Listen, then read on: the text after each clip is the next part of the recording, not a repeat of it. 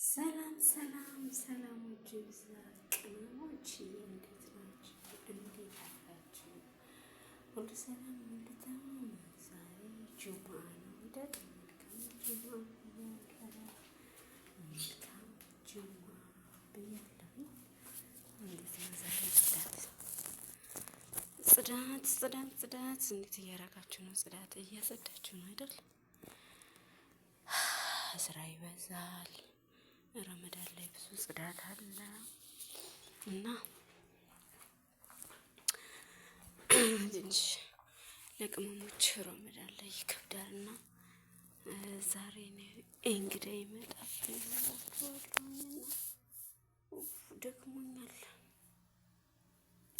ደክሞኛል እያጸዳሁ ነው እና ግን እንደዚህ ደም ተፍተን ደም በሉት በቃ እኛ እኮ የምናወጣው ረመዳን ላይ ማለት ነው። ረመዳን ላይ በቃ አረብ ሀገር ያለች ሴት ሁልጊዜም ቢሆን ላብ ሳይሆን የእኛ የሚወጣን ደም ነው ማለት ነው። እና ይሄን ብራችንን ታዲያ ምን ላይ ነው የምናውለው? አላግባብዬ ለሚያስፈልገውም ለማያስፈልገውም እያልን የምናወጣውን ብር ስናስበው አሁን ምንም ላይ መስለን ይችላል። አንድ ወር ሰርተን ድጋሜ ስለምናመጣው ማለት ነው። ነገር ግን ማሰብ ያለብን ዛሬ ወገባችንን እየጀመረን አሁን እኔ በእውነት ነው የምላችሁ ወገቤ ማለት ነው ልክ እንደ ትልልቆቹ ሰዎች እንዳሮጊት ነው የሚያመኝ ማለት ነው። ለምን ስራ ይበዛል። ቀን እንደ በቃ ስዘል ውላለሁ ማለት ነው። ለስራ ምንም እንትን የለብኝም እግዚአብሔር ይመስገን። ምንም አይመስለኝም። ልክ የተኛው ጊዜ ግን የሚሰማኝን ስሜት ልነግራችሁ አልችልም ማለት ነው። በቃ አልተኛም፣ ሰውነቴ እንዳለ ቁርጥርጥ ነው የሚለው በቃ ማለት ነው። እና ያ ከምን የተነሳ ነው? እኔ አረብ ሀገር እዚህ ሰራ ከመቆየቴ የተነሳ ማለት ነው። እና የወጣት ወገብ አይመስልም ማለት ነው። ስለዚህ የሚሰማን መቼ ነው ታዳስ ብትሉኝ መጨረሻ ላይ ምንም ሳንይዝ ሀገር ከገባን ሀገር ሰዎች የሚያሳዩን ፊት ሀገር ላይ ያለውን ነገር ስናይ ያ ስናረግለት የነበረው ሰው ብዙ ለሱ ውለታ ስንውልለት የነበረው ሰው ከእናት አባት ውጪ ለኛ ኢትዮጵያ ከገባም በኋላ ከ15 ቀን በኋላ ምንም እንዳልተፈጠረ ምንም እንዳላረግንለት ምንም ነገር እንዳላየ ነው የሚሆነው ማለት ነው። እንደገና እንደ አዲስ ከኛ ነው የሚጠብቀው እና ከ15 ቀን በኋላ ፊቱን አዙሮብን እኛ የታክሲ ቸገረን እንኳን ብንል አተን እንኳን ያጣን አይመስላቸውም። ቆጣቢዎች ጠብጣቢ እያሉ ስማችንን ያለ ስማችን ከማድረግ ውጪ ምንም ሊረዱን አይችሉም ማለት ነው። ስለዚህ መቼ ነው ሴቭ ማድረግ ያለብን? አሁን በልጅነታችን በወጣትነታችን አሁን ላይ ሰርተን የራሳችን የሆነ ነገር መያዝ አለብን ለነገ ለልጆቻችን፣ ለዛሬ እኛ ለምንጠቀምበት ማለት ነው። እና ቅመሞች እባካችሁ አሁንም ድረስ የሀቢባ ቲክቶክ ላይ የምትበሉ ልጆች አላችሁ። 300,000 ብር 400,000 ብር ላኪልኝ ብሎ ይልኬለት ብሎ ካረገኝ ከዛም በላይ ያላችሁ ቤት አሰራልኝ ብዬው ከእናት ከአባቴ ይሻላል ብዬ እሱ ባሌ ነው ብዬ ቤት ስራልኝ ብዬው ቤቱን የሰው ቤት ፎቶ እየላከ ቪዲዮ እያረገ እየላከልኝ ከሄድኩ በኋላ ባዶ አገኘሁት። ጸበል ለጸበል መንከራተት ማለት ነው። እና ይሄ ከመሆኑ በፊት እናት አባት ናቸውና እናት አባት ያላችሁ ሰዎች ስጋ ነው መቼም ጥሎ አይጥላችሁም። ከባዳ ባል እኮ ባዳ ነው አይደል እንዴ? ባል ባዳ ነው። እናት አባት ግን እናንተ እንኳን የሆነ ነገር ሁማን አድሮባችሁ የሆነ በሽተኛ ሆናችሁ እንኳን በቃ ይቻ አታስፈልገኝም ብሎ የማይጥላችሁ እናት አባት ነው። ስለዚህ ማድረግ ያለባችሁን ነገር ሁሉ ለእናት አባት አድርጉና እናት አባት ይብሉት፣ እስኪ ይብሉት። እናት አባት እኛን እዚህ ለማድረስ ስንት ተሰቃይተዋል አይደል? እንኳን በልተው የማይበሉትም ቢበሉት ራሱ ነገ የሆነ ነገር ስትሆኑ ጥለው አይጥሏችሁም። ስለዚህ የማንም ወጠጤ የማንም ወንድ ከሚበላችሁ እናት አባት ያደረገውን ያድርገው፣ እህት ወንድም ያደረገውን ያድርገው ብላችሁ ብር ስትልኩ በሱ ላኩ። ትናንትና የሆነ ስታስ እያስተማረ የሰማሁትን ልንገራችሁ። በጣም ነው የሚገርመው። ባሌ በዚህ 2 ወር ውስጥ ብር ካላክሽልኝ ሚስቴ አይደለሽም እፈታሻለሁኝ ብሎ አለኝ። ነገር ግን በዚህ 2 ወር ውስጥ እኔ ባለኝ ሰዓት ላይ ብር አላኩለትም። አሁን ኒካው እንዴት ይታያል ብላ ጠየቀች። ኒካው ወርዷል አላት። ነገር ግን ማወቅ ያለባችሁ በብር እያስፈራራችሁ ማስተዳደር ስትችሉ ማስተዳደር እያለባችሁ ሴቷ እንድታስተዳድራችሁ የምትፈልጉ ወንዶች አእምሯችሁ ጤነኛ አይመስለኝም ማለት ነው። እናንተ ጭቃ ናችሁ። አሁን ይሄ ሰው ምን ይሉታል? ብር የማትልኪልኝ ከሆነ እፈታሻለሁ ማለት ምን ማለት ነው? እባብ አስሮ ይፍታውና ማለት ነው። አፈሪ ብላ ማለት ነው። እንደዚህ አይነት ወንድ ለራሱ የማይጠቅም ለቤተሰብ የማይጠቅም ለልጆቹ ለነገ ለተወለደው ልጆችም የማይጠቅም ወንድ ይዞ ከመኖር ብቸኛ ሆኖ ሲንግል ሆኖ ፏፈሽ ብሎ መኖር ይቻላል። በቃ ልጅ ለመውለድ ብቻ እንጂ ወንድ ልጅ የሚያስፈልገው ከዛ ውጭ ወንድ ለምን አባቱ ያስፈልጋል? ስለዚህ አንዳንድም ሆነ ሁለት ከወለዳችሁ በኋላ ራሳችሁ እንችላችሁ ሲንግል ማሞናችሁ እንደ አርቲስቶቹ አሳድጉ እንጂ ማለት ነው። ማንም አይጫወትባችሁ። እንዴት ሰው በትዳሩ ላይ ይቀልዳል? ካላክሽልኝ ይፈታለሁ። እሱ ማስተዳደር ሲችል እሱ አረብ ሀገር ላይ ተንከራታ ያመጣችውን ገንዘብ ላኪልኝ ሰርታ እንኳን ለቤታችን ለነጋችን ብላ በፈቃደኝነት እሷ ይሄን አርግንካ ብላ ካልሰጠችው ሀራም ነው ብሎ ኡስታዙ ሲያስተምር ሰማሁ።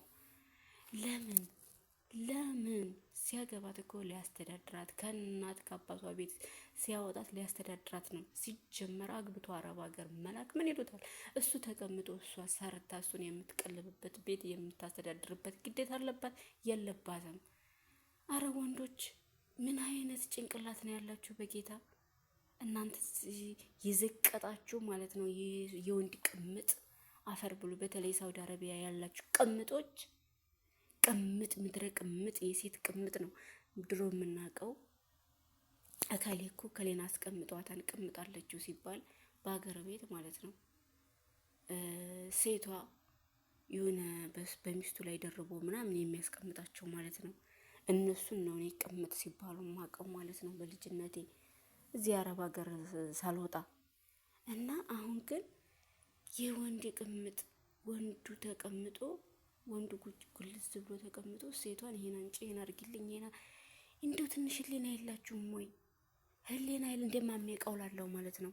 ማሜ ቀውላለው ከዛም ከዚህም እየዞረ ሴቶቹ ጋራ ለጊዜው 5-10 እየለቀመ ሆዱን ይሞላል። ለነገስ እነዚህ ሴቶች የራሳቸውን ህይወት ሲኖሩ ይሄ አይራባኝም ምን ይሰራልኛል ብለው እንግላ ሲሉት ነገ የሚበላውስ ነገ የሚኖረውስ አሁን በወጣትነቱ ያልሰበሰበውን ነገ በመጦሪያው ሰዓት ሲንከራተት ማየት አስባችሁታል? ዛሬ ሰርታችሁ አላጠራቀማችሁት ብር ስታረጁ ከየት አባታችሁ ነው የምታመጡት? ወንዶች አረ ከአባቴ ውጭ ዝር ማንዝራችሁ ይጥፋቡ፣ ከአባቴና ከወንድሞቼ ውጭ። ምክንያቱም የኔ ወንድሞችና የኔ አባት ማለት ነው ይሄን የሚያደርግ አይደለም። የኔ ወንድሞች ላባቸውን ጠብ አድርገው ነው ሚስቶቻቸውን የሚያስተዳድሩት፣ የቤት እመቤት አድርገው ማለት ነው። ነግደው አርሰው ነግደው በትምህርታቸውን ተምረው አይሆን ሲል ደግሞ ታውቃላችሁ የሀገር ቤት ተምራችሁ የምትኮሩበት አይደለም ሀገራችን የሆነው። አርሰው ነግደው አርሰው እንደፈርሰው ነው የሚያስተዳድሩት የኔ ወንድሞች። አባቴ እኛን ሲያሳድግ ተሰቃይቶ አርሶ አንደፋርሶ ጎተራውን ሞልቶ ያሳደገው። ታዲያ አሁን ከማን አባታችሁ የወረሳችሁትን ነው እናንተ ተጎልዛችሁ፣ እናንተ ተጠፍጠፋችሁ፣ እናንተ ዘፍ ብላችሁ ማለት ነው ሴቷን ታስተዳድራችሁ የምትፈልጉት እናንተ ማን ናችሁ? እናንተ ከብቶች ማለት ነው። አፈር ብሉ። ወንድሜ የበላውን አፈር ያስበላችሁ። ስራ ውጣና ስራ። እንደ ወንዶቹ የወንድ ስራ ወጣህ ስራ። ጠብቅ በግ ግመል ጠብቅ በ1,000 ብር። 1,000 ብር በኢትዮጵያ ዛሬ ስንት ነው? 50,000 ብር ገብቷል። ስለዚህ ስራ አትጎለዝ። ተጎልዘህ የዕለቱን እየኖርክ የነገ ጊዜህን የነገህን ተስፋህን አታጨልም ማለት ነው። አንተ ጨለማ ጉድጓድ ግባና ማለት ነው። ደግሞ ከእናንተ የተወለደው ልጅ እኮ እንደናንተው ዝፍጥ ያለ ነው የሚሆነው። በስመ አብ ወወልድ ወመንፈስ ቅዱስ።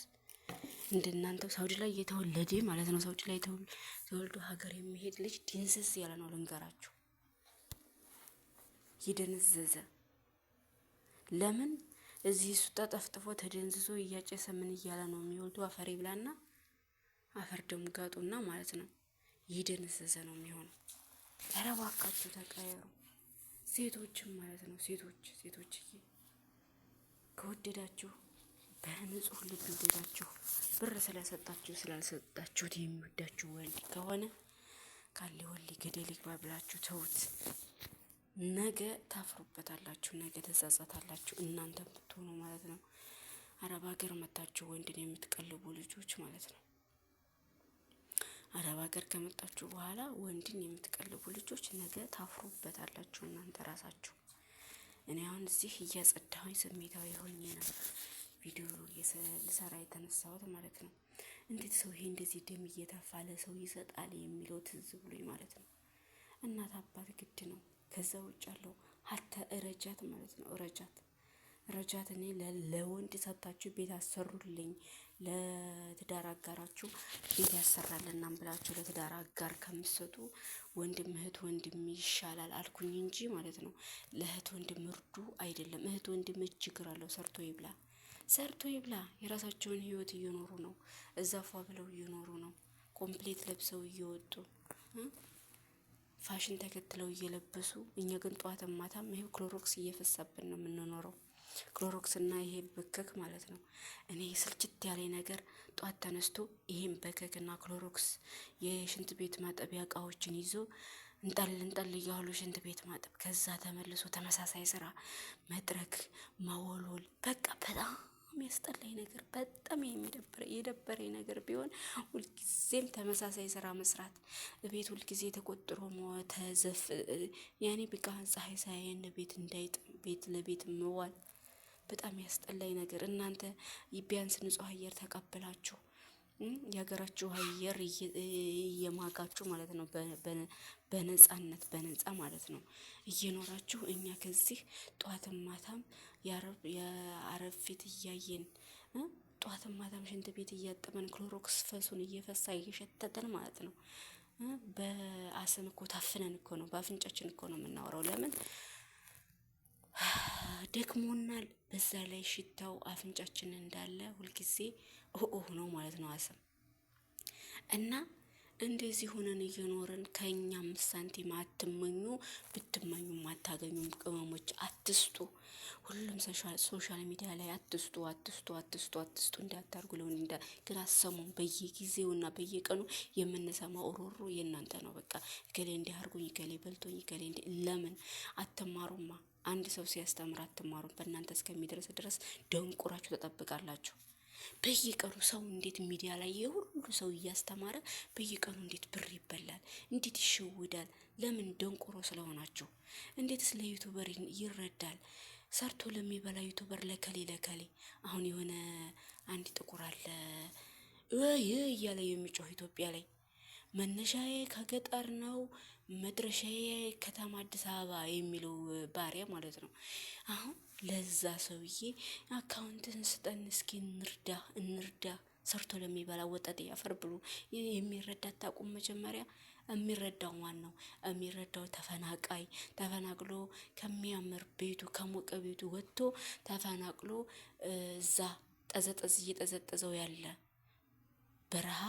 በረሃቡ እየተቀጣ ፀሐይም ቢሆን ሲሆን በበረሃ ብርድም ሲሆን በብርድ እየተቃጠለ ያለው ተፈናቃይ ለወገናቸው ለአማራ ማለት ነው። እኔ ዘረኛ ሆኜ አይደለም፣ ግን በዚህ ሰዓት ላይ ተፈናቃዩ ማን ነው ቢባል በየቦታው የፈሰሰው አማራ ነው። ስለዚህ ለነሱ እርዱ። መረዳት ያለበትን እወቁ። ላባችሁ ፈግታችሁ ደክማችሁ ያመጣችሁት ብር የት ላይ እንደሚወድቅ እኮ ካላወቃችሁ ኃጢአትስ እንደሆነ ታውቃላችሁ። በገዛ ብር የምትሉት ነገር አለን አላዝናላችሁ ይብረርና ማለት ነው።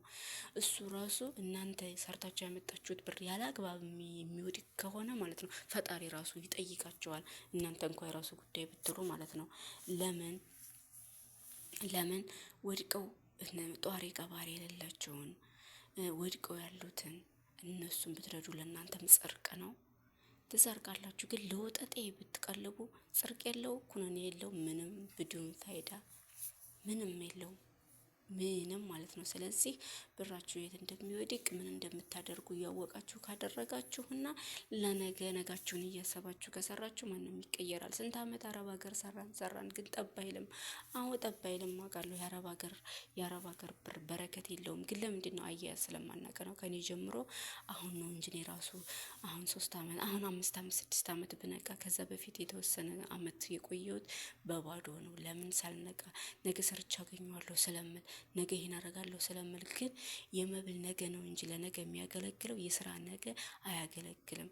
የብርም ነገ ይዛለሁ የሚለውን ትታችሁ የነገውን ለነገ ትታችሁ ዛሬን ነው የምትኖሩት። ነገን አናቅም። ነገ ፈጣሪም እንደሚያደርግን አናቅም። ዛሬን ስንኖር ግን የዛሬን ለራሳችንም ሳንጎዳ ለራሳችን እኮ በራሳችን ላይ እኮ እንቆጥባለን። በጣም እኮ ነው የሚገርመው። በራሳችን ላይ መብላት እየፈለግን ወጥ እያማረን ስራ ቦታ ላይ ሆነን ማለት ነው። ከራሴ ጀምሮ ማለት ነው። ከራሴ ጀምሮ በቲክቶክ የማየው ወጥ እያጎመጀኝ እያልኩኝ ማለት ነው። ለምን ጠልቤ በበላ ራሴ ላይ እየሰሰትኩ ማለት ነው። ራሴ ላይ ለማንም እኮ የማወጣው ብር እኮ ነው። ለከሌ እንደዚህ እያልኩኝ የማወጣውን እኮ ለራሴ ጠልቤ ለራሴ እኮ አላረገውም።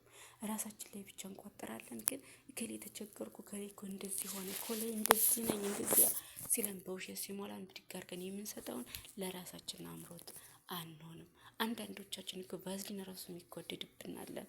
ቫዝሊን ራሱ ተጓዶብን ለሰው ለቤተሰብ ለእናት አባት ለምናምን የምንላለን። እናት አባት ችግር የለውም ብያለሁኝ ከዚህ ቀደምም። ነገር ግን መዋል መስጠት ማድረግ ላለብን ነገር እያየንና እያወቅን መሆን አለበት እንጂ ነገ የሚጸጽተን ነገር ነገ ስንቸገር 5 ሳንቲም ለማይለን ሰው መርዳትና መስጠት የለብንም። ጉልበት ያለው ሰው ደግሞ ሰርቶ ይብላ። ዩቲዩበር የራሱ ጉዳይ ሰርቶ እየበላ ከእናንተ የበለጠ ኑሮ እየኖረ ኢትዮጵያ ላይ እናንተ የምትረዱት የምታደሸዱሹት ነገር ምድረ በግ ማለት ነው። እኔ የመዳም ቅመም እያላቸው ራሳቸውን የሚሸውዱት እኔ የመዳም ቅመም አይደለሁም፣ የራሴ ቅመም ነኝ። የማናባቷ መዳም ናት። የመዳም ቅመም እያላቸው ራሳቸውን እየሸወዳቸው አረብ ሀገር የምትጃጁ ማለት ነው። 25 30 አመት ከዛም በላይ እሺ፣ ሳትወልዱ ሳታገቡ ለማን ነው የምትኖሩት? ካልወለዳችሁ ለማን ነው የምትሰሩት? ህይወት ከሌላችሁ ለማን ነው? ህይወት ከሌለው አንድ ሰው ይኖራል። ለማን ነው የምትኖሩት? ለራሳችሁ ከሆነ የምትኖሩት ሰራ አድርጋችሁ ሀገራችሁ ገብታችሁ ትዳራችሁን ይዛችሁ እንደ ሰዎቹ መኖር መቻል እያለባችሁ ሁልጊዜ የማይረዳ ሰው እየረዳችሁ አትጃጁ ማለት ነው። አትጃጁ። ያም ተነስቶ በፌክ መጥቶ ታመም ያለው ብሎ ቪዲዮ ከሰራ ወይኔ የአረብ ሀገር እንትናት በቃ ዛይናት እሷ እጇ ላይ 5 ሳንቲም ሳይኖር ነገ ወር የዛኛው ወር አገኘዋለሁ ብላ የዛሬ ወሯን የምትልክ በግ ነው የሞላችሁ ማለት ነው። እና እባካችሁ ተማሩ፣ ራሳችሁን ሁላለሁኝ። ስራዬ ቀረ እናንተ ጋር ሳዘበዝ ሰብስክራይብ ላይክ እያደረጋችሁ እንደተለመደው አበረታቱኝ። ባይ ባይ።